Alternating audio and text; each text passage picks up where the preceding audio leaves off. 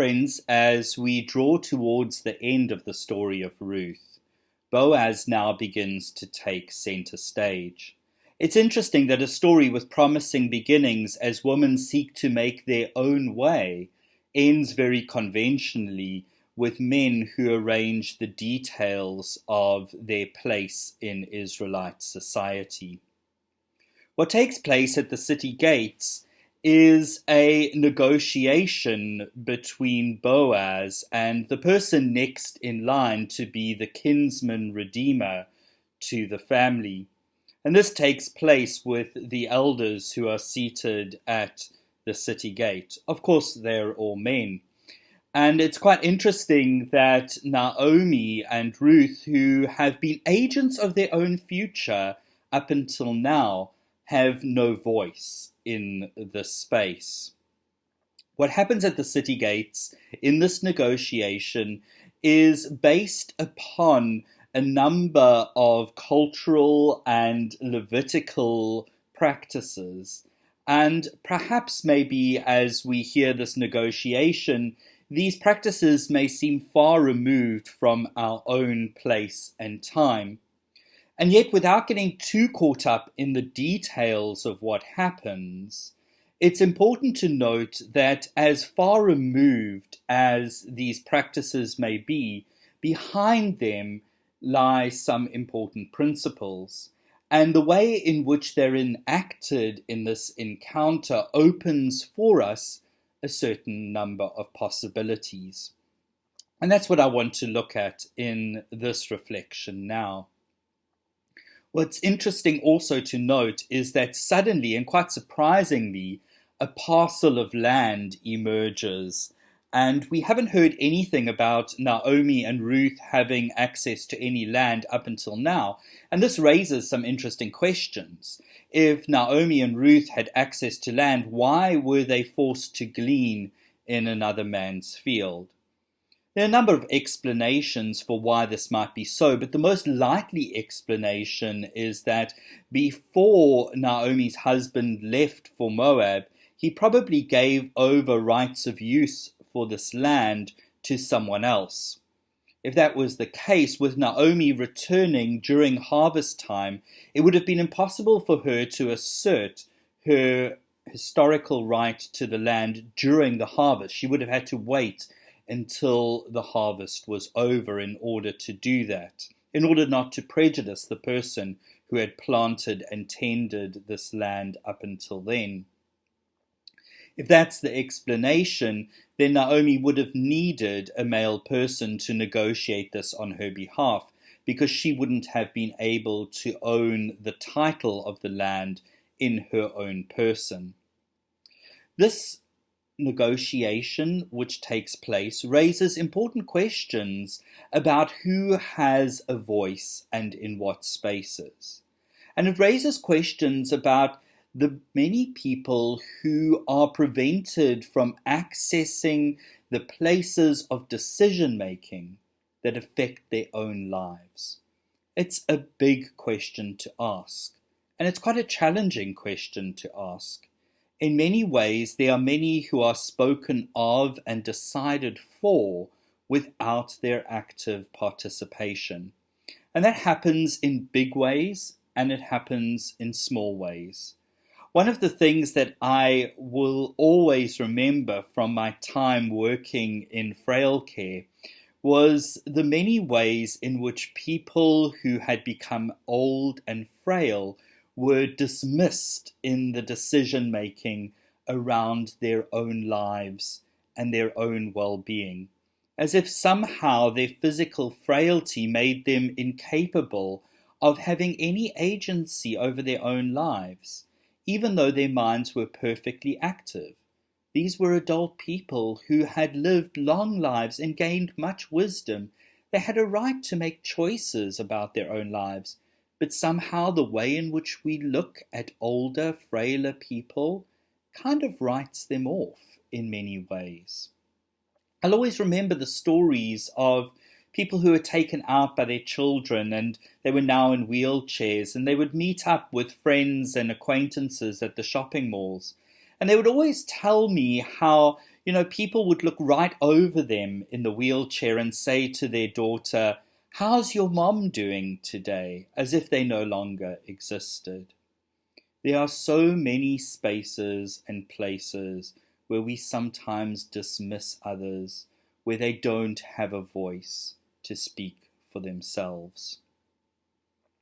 The other thing that's important to note in this negotiation that takes place at the city gates is the way in which Boaz's counterpart, and it's quite interesting, in the Hebrew he is literally called so-and-so, how this so-and-so values the land more than he does Ruth.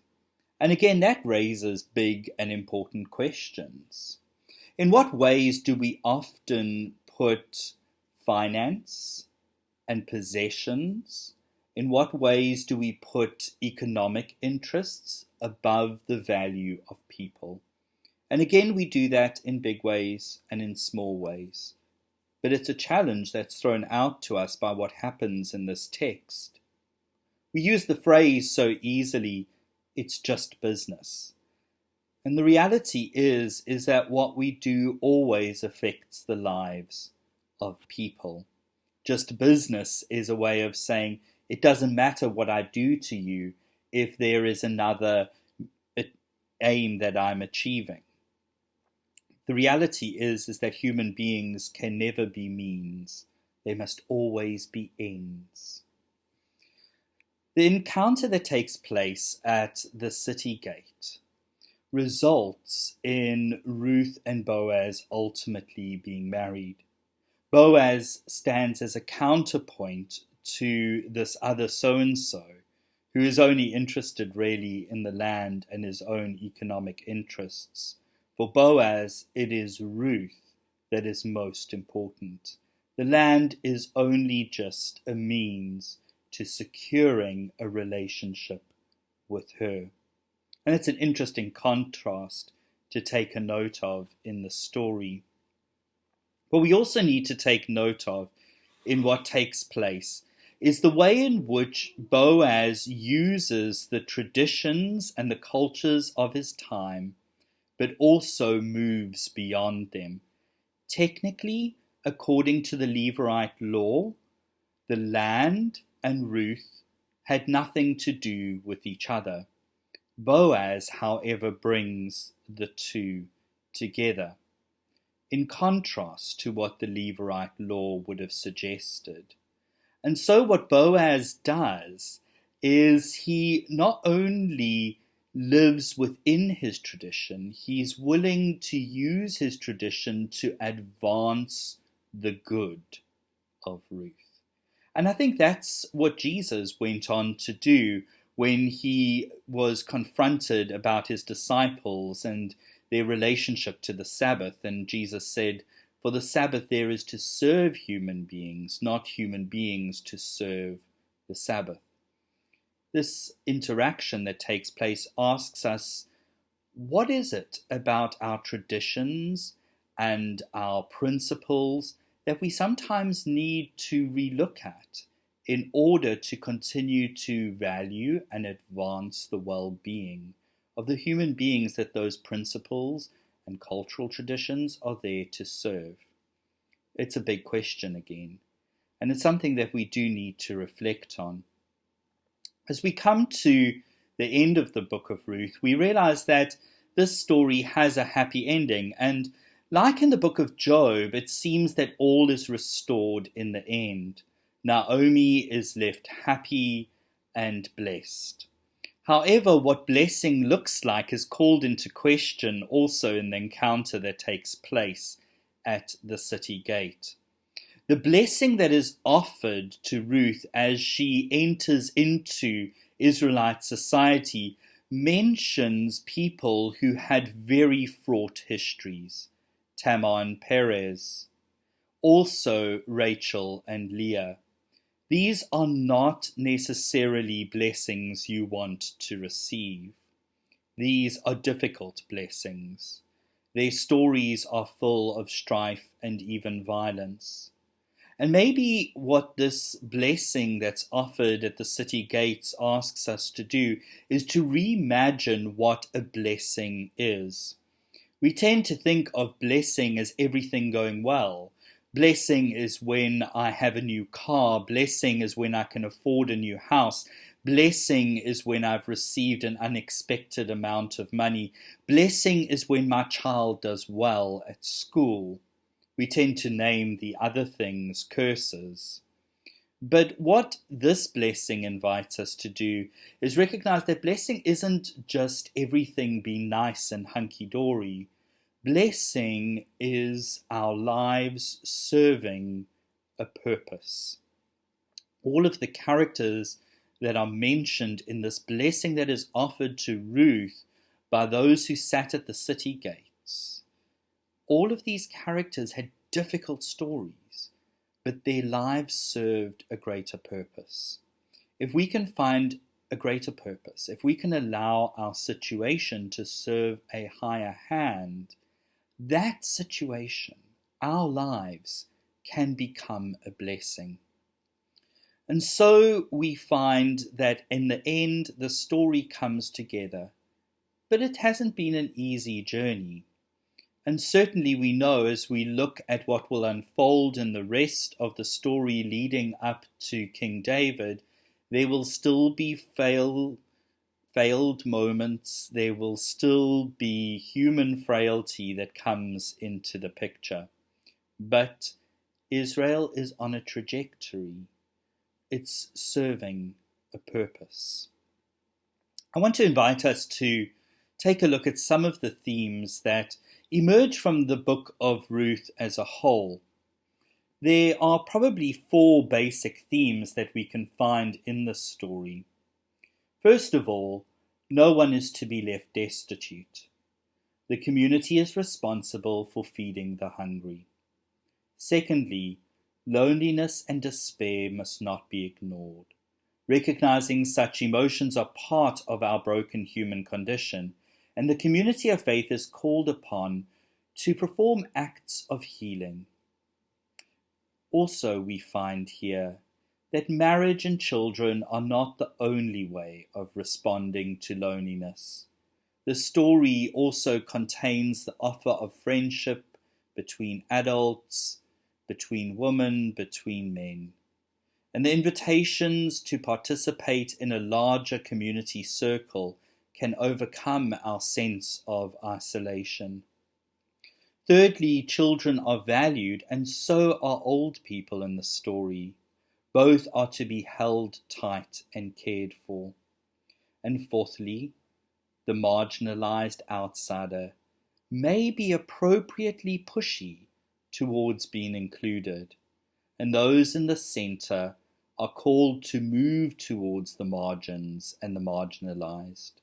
Ruth, the marginalized Moabite, insists on coming where she is not wanted, and Boaz, the most centered Israelite of the town, reaches out to her. Ruth and Boaz, each reaching from the margin to the center and from the center to the margin, bear witness to God's desire for every age and every community. This is not just some ancient debate about ethnic prejudice. It has real implications for today. The Black Lives Matter movement, which we have become so aware of right now, the increase in our awareness around gender-based violence, these things have their roots in assumptions and values that we hold. And I think a lot of these assumptions and values are challenged by a story like Ruth's. I'm always reminded of a story that I tell, and I want to tell it again today. If you've heard it, you'll probably know what the answer is. But it's the story of a man and his son who were driving along at night. Their car met an unfortunate accident, and the father was killed on the scene. The son was rushed into the hospital and immediately rushed into the theater, where the surgeon on call looked down at the child on the table and said, "I cannot perform this operation. I cannot possibly operate on my own son." How is this possible? If you struggled a little bit, the answer is actually quite easy. The surgeon was the child's mother. The problem is, we tend to hear the word surgeon and think of a man. That's an assumption. It's a prejudiced value that we hold.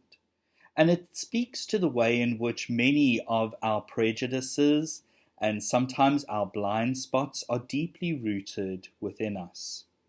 That's a fictitious story, but I think of the lived experience of a friend of mine who is a doctor and a specialist, who is also a woman of color, who often gets confused for being the nurse, even though she clearly walks around the hospital with doctor written on her scrubs. It's an assumption. It's a prejudice. And those things are sometimes deeply held. And the realities of the violence towards people of color in our world, the realities of violence towards women don't come from nowhere.